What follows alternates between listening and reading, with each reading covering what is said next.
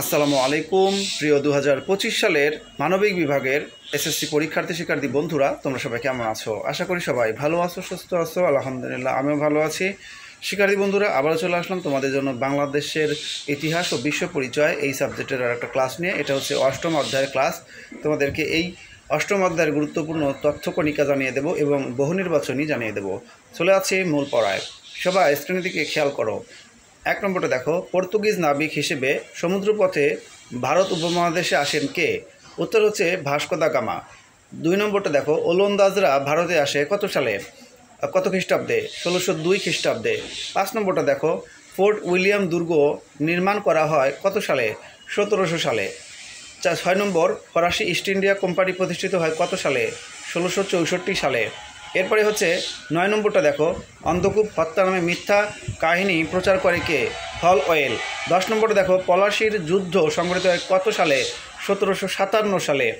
11 নম্বর, পলাশির যুদ্ধে নবাবের পরাজয় বা পতন ঘটে কার ষড়যন্ত্রের কারণে?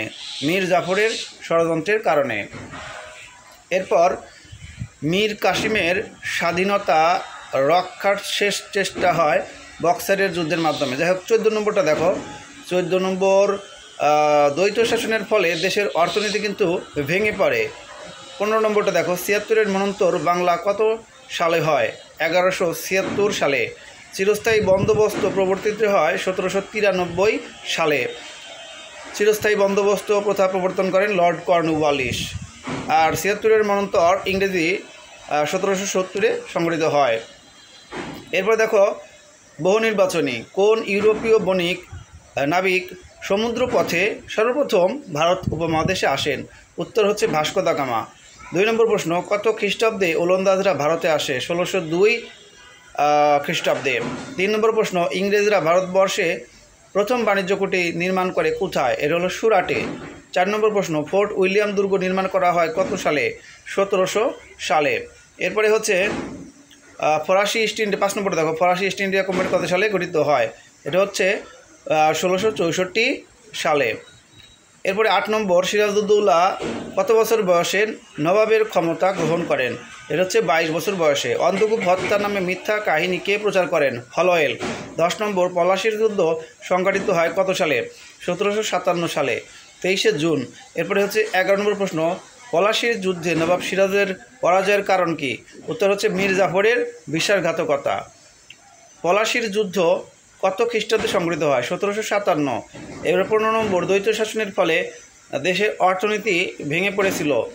16 নম্বর, 76-এর মন্বন্তর বাংলা কোন সনকে ধরা হয়? 1176। চিরস্থায়ী বন্দোবস্ত কত সালে প্রবর্তিত হয়? 1793।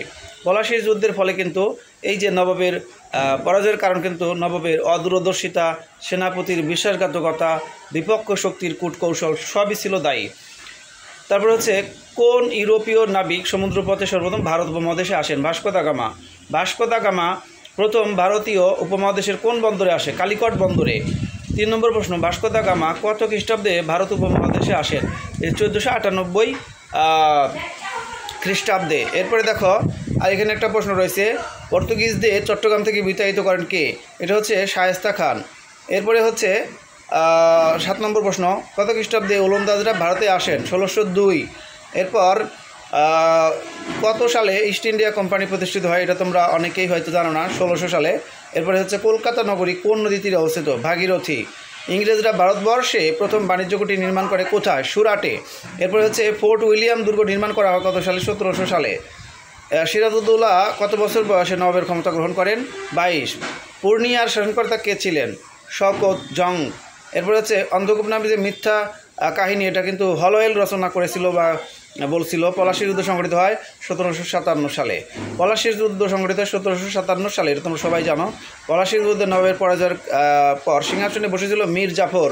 বক্সারের যুদ্ধ সংঘটিত হয় 1764 সালে।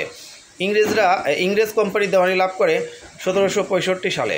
তো প্রিয় শিক্ষার্থী বন্ধুরা, আরও একটা রয়েছে দেখো, 76-এর মন্বন্তর দুর্ভিক্ষ। এটা কিন্তু একটা দুর্ভিক্ষ। 76-এর মন্বন্তর বাংলা আর কত মানুষ মারা যায়? 1/3 মানুষ মারা যায়।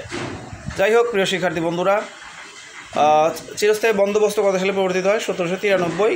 আর ভারতে চিরস্থায়ী বন্দোবস্ত প্রবর্তন করেন লর্ড কর্নওয়ালিস। ক্লাসটি এখানে শেষ হলো। ভালো লাগলে অবশ্যই একটা লাইক দিয়ে দিও, পারলে বন্ধুদের মধ্যে শেয়ার করে। তোমরা যারা নতুন অবশ্যই চ্যানেলটা সাবস্ক্রাইব করে দিও।